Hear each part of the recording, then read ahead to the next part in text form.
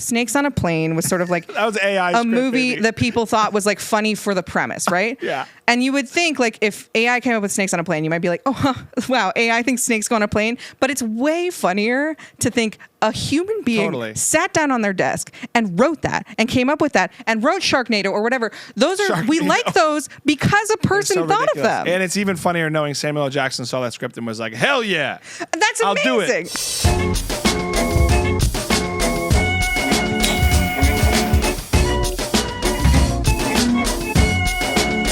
Yes, hello. Welcome back to the Pop-Up with Paul and Friends. You made it for another week. Thanks for clicking, subscribing, leaving reviews. Guys, whatever you're doing to come to my podcast, I appreciate it. We're doing this every week. And I'm getting into a really weird habit lately as an interviewer and a conversationalist. You know, I've interviewed people, I've talked with people my whole career, and I get to talk with a lot of very cool, interesting people. A lot of people that are well-known, famous people who are doing things in the arts, right? I'm grateful for those interviews. I'm grateful for every guest who's come in here who is also somebody doing cool things like stand-up or acting or music. But lately, I got this weird habit of just like trying to meet strangers and force them to come into my studio. Force is the wrong word. I don't kidnap anybody. I like asking strangers to come sit in the studio and have a conversation. I think part of it for me is being in this town that's considered so show busy, like, you know, everything's vetted. Everybody knows this guy, you know that guy, you know, this person's famous, this person did this, have them on. I like being like, yo, come sit with me right now. Let's chat. Let's be real. And specifically, I've done a few that have been really fun, just having strangers sit down. You know, in a way, you get different types of conversations because people are just, you know, a lot more real sometimes when they don't think they're going to be on a podcast, and then all of a sudden they're on one. And so I've done a few of those, and I really like that flavor. I like doing it out here, too, because people don't really always buy. I don't know if everyone always does what they say they're going to do at face value here in Hollywood. And I don't know if that's a cliche or not, but sometimes someone will meet you and do, hey, it's a big stereotype. It's real. Let's get coffee. I want you to be in my movie. I want you to do this TV series. You should come do this thing. You never hear from that person again. So I kind of like going up to strangers going, hey, come with me right now. Let's talk. Right this second, come on the podcast. I've done it a few times. Uber Eats driver. I did it with Spider-Man and Britney Spears on Hollywood Boulevard. And I was thinking today, you know, I'm fortunate to get great guests. I've had great guests on the show. We have people booked. We have people coming in. But I wanted to, you know, do another combo like this. I like the flavor of these. What's going on every day when I drive in LA to my job at NBC Universal, to other places around where I live? People with pickets, with signs, doing the writer's strike. Now SAG-AFTRA, the actors are striking. Has anybody talked to these people? I haven't seen them on TV doing interviews. Besides like the Adam Conover guy, I feel like, who's like very vocal about it on his social media. I don't know. I'm not really clear on what they want. I don't know anything about the situation. All I know is that they've been blocking my street. That's all I know at my value. So that's me taking, you know, it has nothing to do with what they're fighting for. I also know that I was going to interview Morgan Freeman and Nicole Kidman, not to be name droppy, but I had them on the books, and then they canceled for NBC because of this strike. That's how much it affects me, okay? It's not really affecting me, but it's obviously affecting them. So I thought today, can these people hold conversations, or can they just hold signs? There's only one way to find out. Let's go. Anyway, Will you come on my podcast to talk about this? I'm trying to get a podcast guest today based on a striker. I haven't had anybody on. You look the best out here. well, they said it was the 90s, and so oh, is it? Not in the WGA. So? That means you can do it. No, you could still do it if you were in the WGA. What exactly is your podcast? One of the strike captains. Yeah, who are they? Come down this way. I'm trying to get a guest today to talk about the strike. Yeah. Do you want to come over? It's in Sherman Oaks. I would love to, but I'm with my son today. Oh, no problem. Yeah. Hold up on this side, please. We got a car entering the lot. I thought she was announcing, like, someone come on this podcast. That'd be sick. That'd be sick. She's actually our lot coordinator, so she's like the captain of the captain. Are you available? I want to get a real representative of this issue. How far away is it? Like 7 minutes. Hold up. What's the popupwithpaul.com. Ladies and gentlemen, straight from the picket line, it's Andra Whipple. Hi. You made it. Thank you so much for coming. Hi, yeah, absolutely. This Hi. is amazing. All right, listen, I have to be up front. Every question I wrote for you was written with AI. Well, I don't like that, and I will leave. I'm messing with you. I fucking hate computers. I bet. I mean, I know that's one of the biggest issues. The reason I wanted to do this, by the way, I appreciate you trusting me. I know I just kind of stopped you in the middle of your job, which is picketing this whole situation. Yes. To come here. I'm appreciative because I've lived here for a little bit. I've seen you guys out there. I'm not in any unions, but I understand the fight, but not enough. So, and you're describe your title so I understand where you're at. You're a chapter lead or something right now? Yeah. So first of all, I'll say the union's fight is all people's fight. So don't worry, you're in this with us. Okay. The fight for labor is all united and connected. But I'm a strike captain. I'm a lot coordinator. So basically, I'm one of the people that helps run the picket line on a day, on every day. I'm a writer. So we just have writers who have stepped up to run these picket lines and keep them organized and keep them safe. That's awesome. What's this experience been like? Because obviously, you guys want to be paid fairly. That's what's really the fight. Yeah. But you're organizing pickets. Has things come from this that are good, even though it's kind of a dark time for you guys? Yeah. I mean, it's a massively dark and overwhelming and stressful time, but I think that it's given us a lot of a sense of unity. I've met a lot of writers who share the kind of struggles that I have experienced and share struggles that I didn't even know existed. And so I think that kind of a silver lining of any strike or any labor action is that it unites the labor force. It gets us all together. It reminds us that we are in this together and that the things that happen to us that we struggle with are not usually things that happen just to us. Right. And that we have this mechanism to address it, right? We have this union, we have the power and the right to strike. And that's such a powerful feeling to know that there's so many terrible things in the world that you can't, it feels like you can't touch and you can't affect and you can't, if you think about there's not that much as a layman in my life that I can do about, say, gun violence. Right. But when it comes to wealth inequality and people being exploited by their bosses, unions actually have a pretty good track record of making serious change in that. So I think that it feels really empowering to be a part of a movement like that. And I just hope it moves the needle because it is kind of evergreen. This issue is not just writers. I mean, if you think about it, and this is kind of what I've said about the issue is CEOs, executives, they're making bank across every world. It's kind of like the people who do the work don't always make equal. So how hopeful is it now? I'm curious about that dynamic because you guys are fighting the good fight. Maybe if it gets to a place where it's fair for you, maybe it'll trickle to other businesses. It already is. I mean, that's kind of the amazing thing is that, there were some interviews with anonymous executives where they said sort of we don't want the writers. We don't want to pay the writers not because what they're asking for is unfair. Because literally, if you look at what we're asking for, it's a rounding error on. It's 0 point something % of each of these companies' budgets. Yeah.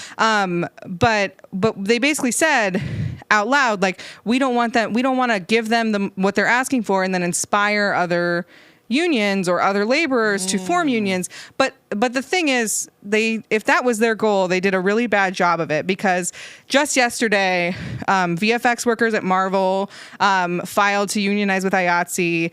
Some of the unions in South Korea are currently challenging Netflix. Literally today, SEIU workers who basically do all of the functions of our city, like people who collect trash and things like that, people who check who's parking where and stuff like that. All those people are on strike today, actually. What? Oh, wow. And it's not that we are they wouldn't have gone on strike if we hadn't, but I do think that it is a movement that feeds off of each other, right? Yeah. So us standing up and standing in our power, especially now with actors who are very visible. Yeah. This is a very visible strike. There are many strikes happening all across the country right now, and there are even down at in Buena Park, California, medieval times workers have been on strike for months. Really? Yeah, and they're true to the time period, on horses. They're we must strike. No, well, they are they're calling themselves Knights on Strike, and literally they're striking in part because of animal abuse. Wow. At medieval times, and they've been out there for months. They're working so hard, and they're not, they have a harder fight in some ways because they don't get the kind of press and media attention that we do. Right.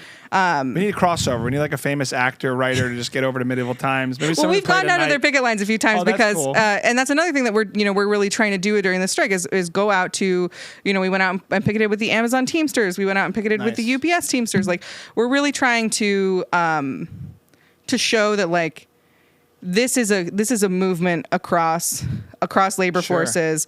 The threats that we're dealing with, while there are a lot of things that are specific to our profession, they are undoubtedly things that people in every industry face.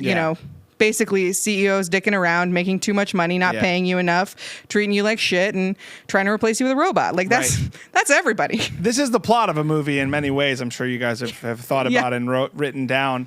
I'm glad the actors are all for the cause now, because I think early on they were showing up at your pickets to get roles. That's what I thought. Early on. I thought, we've had so many actors out since day one. Like, and if there's got to be easier ways to get roles than that. I mean, we have people who have come out every single day. I believe it. I know. And like, it's so awesome. If you know anything about this business too, I mean, the writing. I don't need to say this to you. The writing is what makes everything spin, and without good writing, it sucks. I mean, honestly, it's that simple. Well, this is what is also so fascinating and beautiful, and why I love making TV, and why I think it's so amazing is this is a thing. Everything you see on screen is touched by so many people, and all of those people are essential to making it beautiful. Like, if you think about the Barbie movie, if you stay and watch the credits, like, all of those, like, when she's driving through all of those different places, that's all practical effects that somebody in an art department built. You know what I mean? Everything.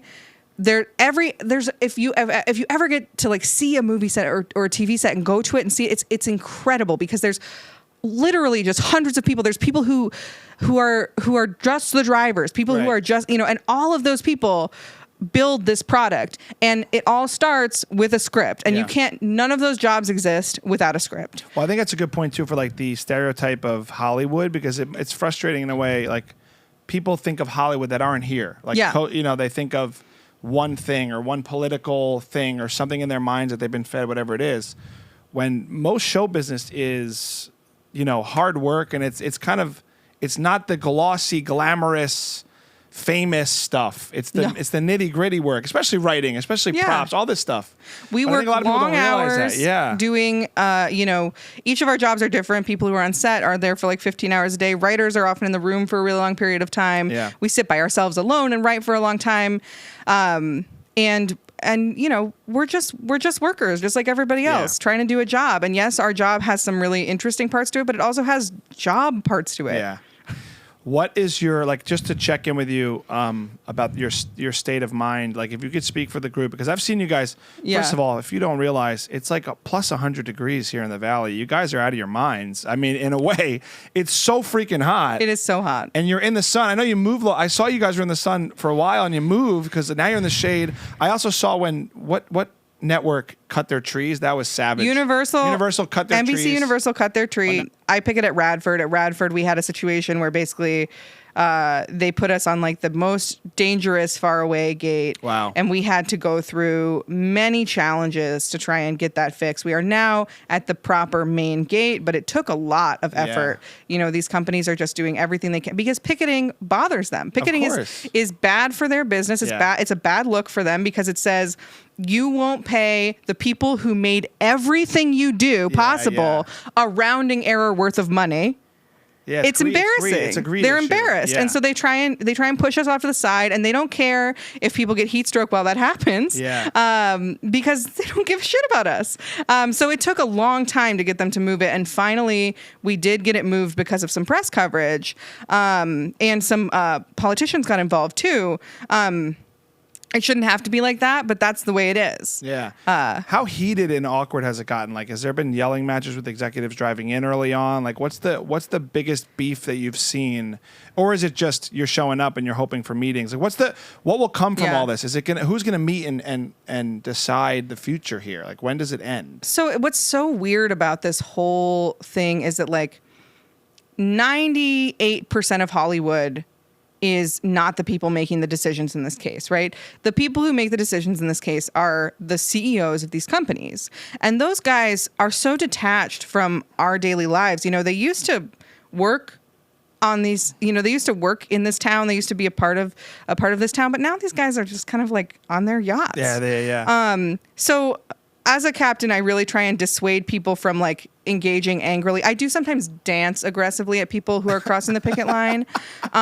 Wait, so like people going to like executives, you mean, or who? Yeah. People at this point, you know, there's not that many productions happening because SAG is also on strike, Right, so like right. there's not filming. But at the beginning there was, and you know, but I was always of the perspective that like I think that it's stronger if a person chooses not to cross a picket line. So I don't really. My personal preference, and there are different schools of thought on this, and I don't want to, you know, other people do their thing, and that's fine.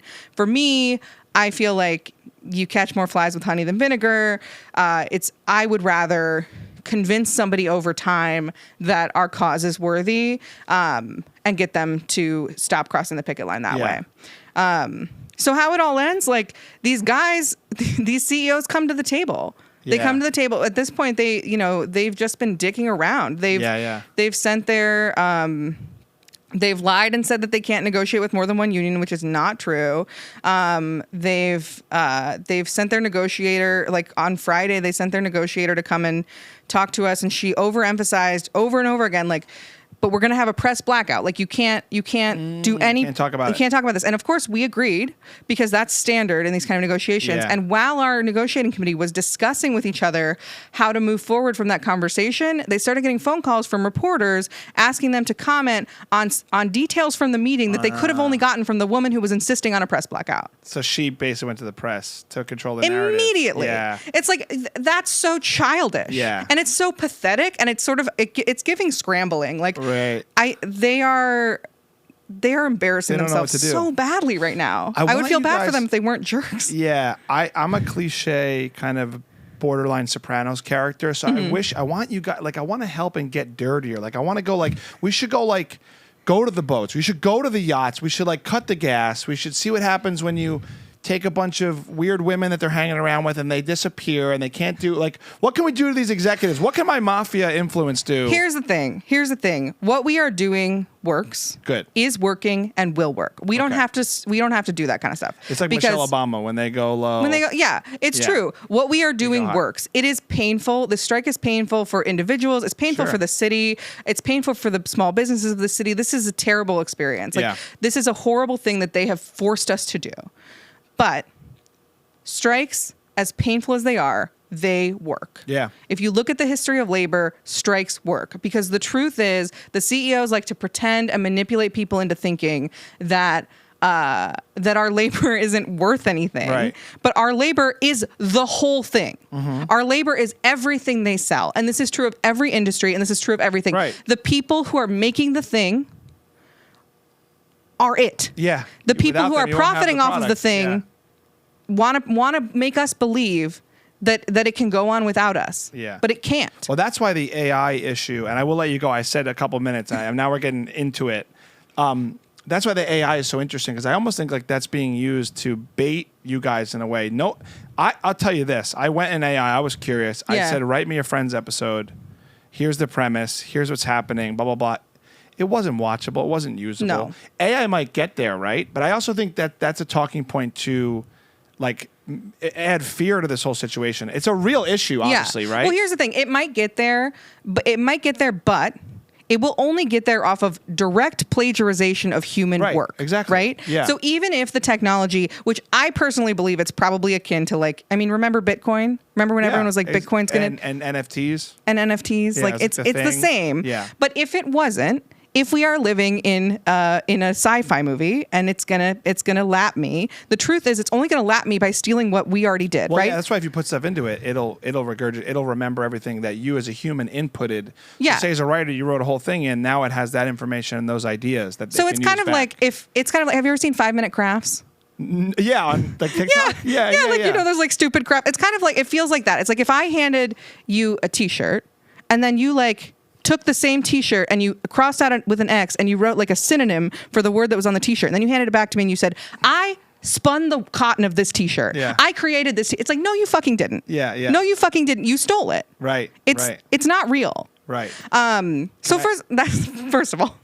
Can I ask you this though? In the future, if things go well and you guys get paid fairly, would you use AI as a tool for your writing because it could be used as a tool? Or are you like hard in the paint, like FAI, I'm the writer? I think that's the kind of thing that people who don't write think it's like a solution. It's a genie in the bottle. Like it doesn't. Yeah, it's not. I agree.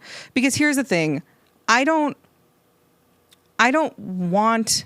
The point of writing is to write, right? It's to pull it out of a human soul and to reflect the human experience back to people. Yeah. You're not watching Barbie because it's good. I keep saying Barbie, but you're not watching a TV show because it's good in a vacuum. You're watching it, I think, on a fundamental level because you know in your heart, even if you don't think about this in your brain, that a human being wrote that. Yeah. And that reflects something about your life, and that's what touches you, right? That it tells a story that you relate to, that means something to you, and it fundamentally cannot and will not and is of no use. It's so hollow. Yeah, it's like the music business the same way. You know, when you have something that's not played with any real instruments, and this is my personal opinion, as I'm a drummer, but like you can tell there's no warmth and no humanness to that type of sound as much as it's to the writing. Yeah. I also wonder if the chess move for you guys is you go, okay, executives are not going to pay us. You want to release 5 movies this year, all AI, and then they're just going to be horrendous films. See, the thing is, like, they're not going to be good. Yeah. That's a good point. People might want, I'm sure that some of these novelty movies and TV shows will eventually come out, right? And people will watch them for a minute, and then I think that they'll start to get bored of them because it's kind of boring. And even like, even if you think of movies that are like thought of as like classically like the kind of movie that you would imagine that AI wrote, like not to. This is the first thing that's coming to mind, and I apologize.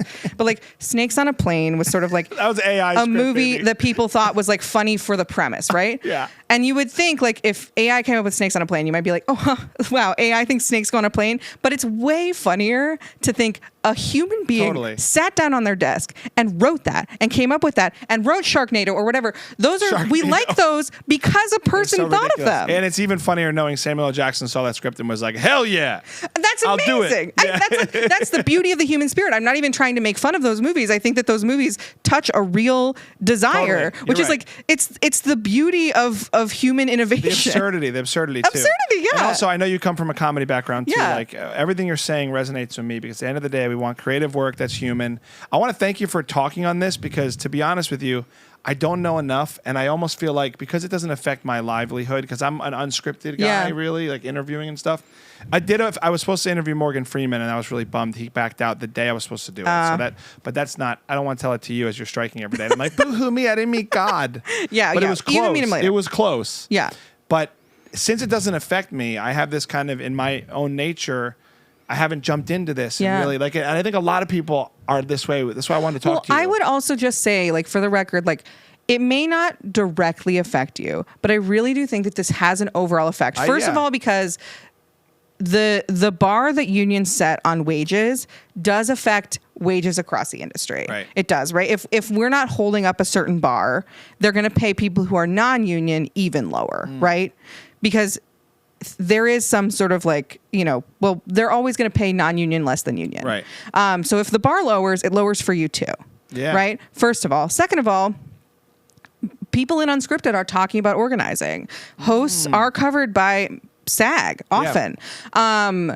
So like there is potential for union coverage in your lifetime.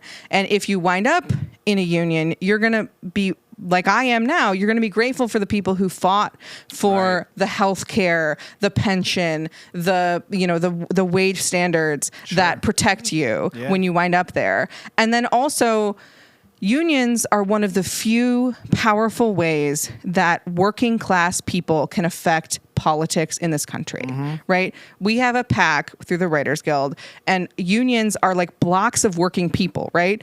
There are so many lobbyists. So like unions represent the basic desire for working class people to make enough money to live, to keep our cities livable, all those kind of things. So the more, in my opinion, the more unions in your town, the more unions fighting for the working class. If you're a working class person, which almost everybody is, right? You may be an aspiring, not working class person. You know, in America, everybody wants to be rich. But the truth is, we all know that things have gotten so untenable in this country that even if you have a couple $1 million, that can go like that if you get cancer. You know what I mean? So we all have more in common than we think. And so what the unions are fighting for, first of all, everyone should organize. And I believe every worker deserves a union. But second of all, a rising tide lifts all boats. Yeah. So everything that we're fighting for will lift your life. Yeah. And that's why, even though, you know, that's why we get people out on the picket line who are not a member of the WJ or SAG or even any of the other entertainment industry unions, because they know that this is all connected. We are all connected. And even people who work in restaurants in Los Angeles are suffering right now because writers and actors don't have the kind of income that we had before. And so we're not spending money. So like the entire economy depends on this. Yeah. And I love that we're point. fighting to keep, like, literally, if you think about if AI were to work, right? One of the things we're fighting for is to protect the concept of the writer's room, right? This keeps more writers employed. It keeps individual writers from being exploited and overworked. And it keeps if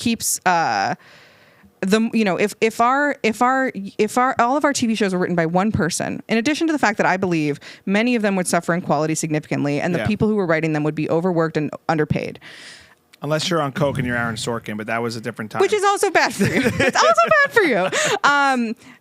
Also, you've got the fact that like that would crater this city. Right? Yeah. If all of these people suddenly lose their jobs, if this job market collapses, if it's no longer possible, if SAG doesn't win, right, and there's no background actors anymore, that's those crazy. people are all a part of your economy. Those are the people that create this city. And so you want them to win, not just because you believe in their cause on an emotional level, but because their cause affects your ability to live in this city. Right. Yeah, it's going to trickle everywhere. I love your point about other businesses too. That's some way I haven't thought about. Yeah. And you're fighting the good fight where like this could very well be a wave, hopefully. Yeah. That we look back in history and go, wow, writers started and the actors, and then look at the Amazon workers now. Now they're, it's possible. So many laborers have been this wave of unionization. It began before us.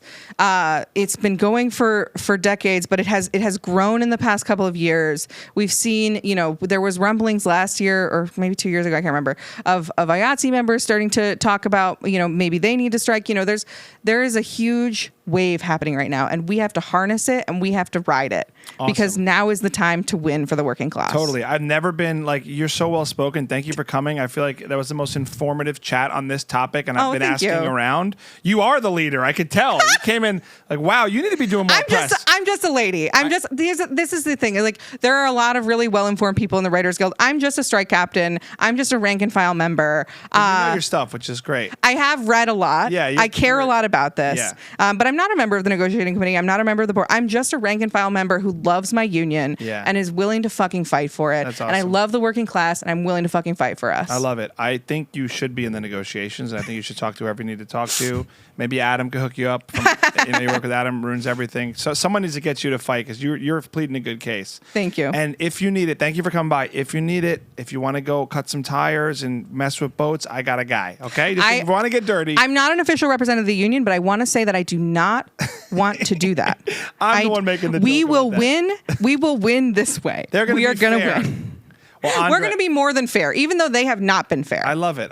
It's so nice to meet you. Thank you for letting me pick you out of a public street to come into my studio. You've been so sweet to me. I hope we keep in touch. Thank you guys for watching. You never know who I'm going to grab on this show, right? That sounded creepy the way I said it there, right? That was. I should also say my husband's right there. Yes, I didn't just come to a strange man's house by myself. Right. Yeah. She saw me. She saw my hair. She goes, nope, no way in hell am I going alone with that guy. Thank you guys for watching, listening, subscribing. We'll be back next week with Who Knows. Bye, everybody. Thank you so much, Thank you. Andra. That was so good. Absolutely.